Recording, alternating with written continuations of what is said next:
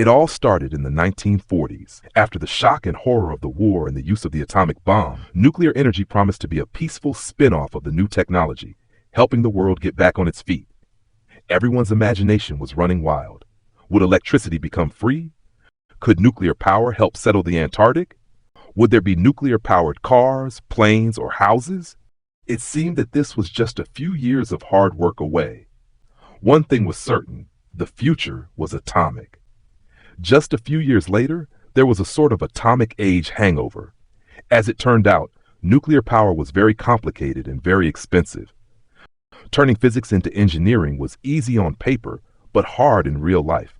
Also, private companies thought that nuclear power was much too risky as an investment. Most of them would much rather stick with gas, coal, and oil. But there were many people who didn't just want to abandon the promise of the atomic age, an exciting new technology.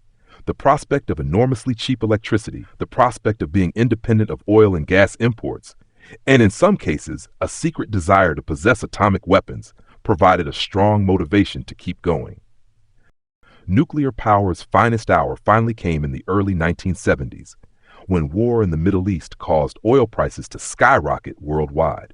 Now, commercial interest and investment picked up at a dazzling pace. More than half of all the nuclear reactors in the world were built between 1970 and 1985. But which type of reactor to build, given how many different types there were to choose from? A surprising underdog candidate won the day: the lightwater reactor.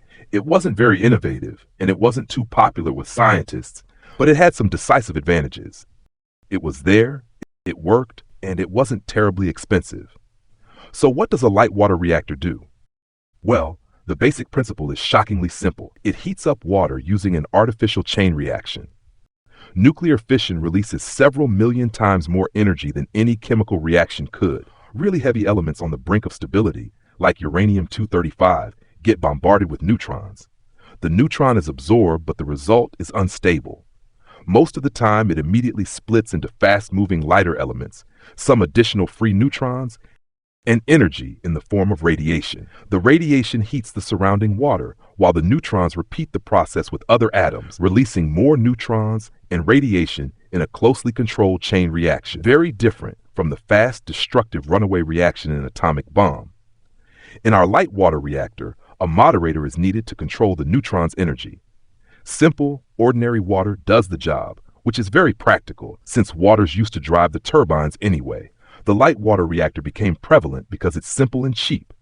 However, it's neither the safest, most efficient, nor technically elegant nuclear reactor. The renewed nuclear hype lasted barely a decade, though. In 1979, the 3 Mile Island nuclear plant in Pennsylvania barely escaped a catastrophe when its core melted. In 1986, the Chernobyl catastrophe directly threatened Central Europe with a radioactive cloud. And in 2011, the drawn-out Fukushima disaster sparked new discussions and concerns. While in the 1980s, 218 new nuclear power reactors went live, their number and nuclear's global share of electricity production has stagnated since the end of the 80s. So what's the situation today? Today, nuclear energy meets around 10% of the world's energy demand. There are about 439 nuclear reactors in 31 countries. About 70 new reactors are under construction in 2015, most of them in countries which are growing quickly. All in all, 116 new reactors are planned worldwide. Most nuclear reactors were built more than 25 years ago with pretty old technology. More than 80% are various types of light water reactor.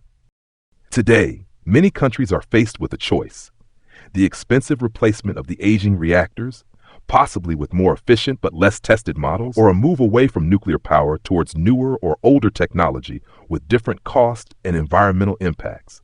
So should we use nuclear energy? Hello everyone. You should quickly take shelter as well, because in today's episode we are heading straight into the eye of the storm. That is the tornado. Let's move in. Weather has many sides. Sometimes it is cool, sometimes it is hot, sometimes it is pleasant, and sometimes it is harsh. It creates things like storms, tornadoes, and floods gradually. And one of the most extreme, brutal, and powerful forms of weather is a type of storm that we call a tornado. A tornado, also known as a dragon whirl, is a rapidly rotating column of air that extends from a storm cloud down to the surface of the earth. And when a tornado forms, It becomes a brutal force that can tear apart everything in its path, causing great destruction to the surrounding environment.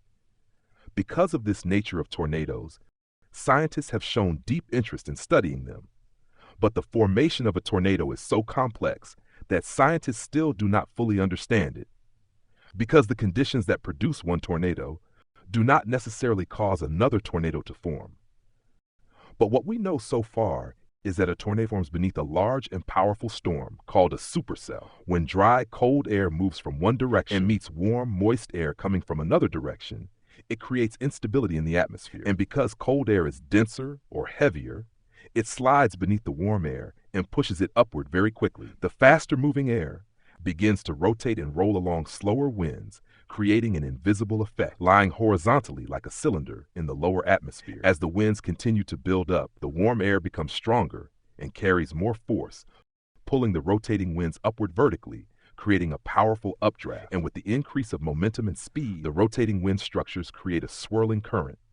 Now, the wind has enough energy to grow on its own and eventually continues forming into a tornado. And when the pointed end of the tornado touches the surface of the earth from the cloud, it is often called the beginning stage. And then it goes on to do what it does best, which is destroying homes and property. Do you know that the duration of tornadoes and the distance they travel can vary? Most tornadoes last less than 10 minutes and travel about 5 to 10 kilometers before disappearing. However, in some cases, they can last for hours and move across distances of up to 150 kilometers. However, in some cases, they can last for hours and move across distances of up to 150 kilometers. In addition, the most dangerous tornado ever recorded occurred in Bangladesh in 1989.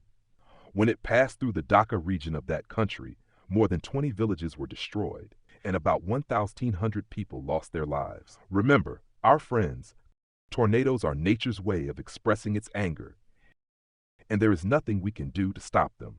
But if you ever encounter a tornado, quickly run down to a basement or hide under a sturdy piece of furniture such as a table, kneel down, use your hands to protect your head, and stay inside the house until it is safe to go outside.